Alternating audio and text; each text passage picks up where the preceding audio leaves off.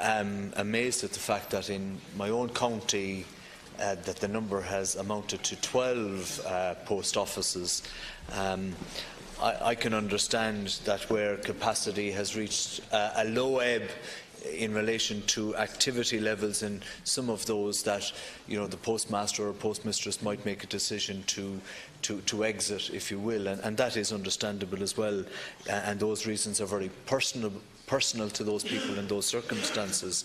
But I have to say that the Kerr report was published in 2016. We're now into 2018, and the Minister tells us that An Post has already implemented just over 17 of the 19 recommendations. I would put it to the Minister and to An Post that for the people, the post offices that I speak for from Cork, that a lot of those post offices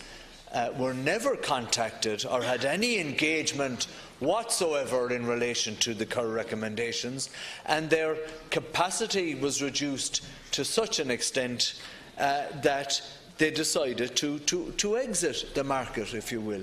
and that there was no meaningful engagement on the Kerr report in relation to e-payments or motor tax or community hub pilots in respect of many of the post offices in Cork: Minane, Bridge, Lacaro, Drina, Carrigadrihid, Ballino, Ballyclaw, Ballineen, Allihies.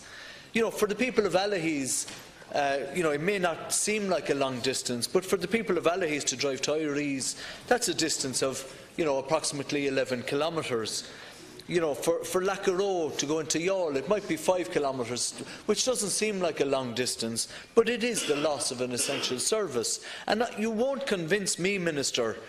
that the Kerr recommendations, of which he says that An Post has recommended 17 of the 19, that these recommendations visited these post offices in any way, shape or form, so as to allow them at least a fighting chance if they decided that they wanted to retain the service in their particular area. So I think we need a further analysis of some of the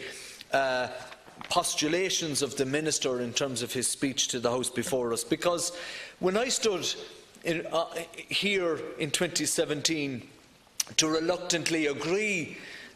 to facilitate the increase in the cost of the stamp up to €1, we did so in good faith on the basis that the revenue generated would allow An Post a fighting chance. We didn't do it on the basis that there would be 159 approximately post offices closed as a result of that. So I don't know, did the Minister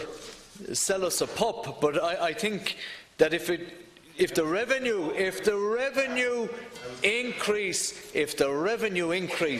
as a result of that increase in the cost of the stamp was used to buy out contracts or part of a redundancy, then I think we absolutely and utterly demand absolute transparency on that process.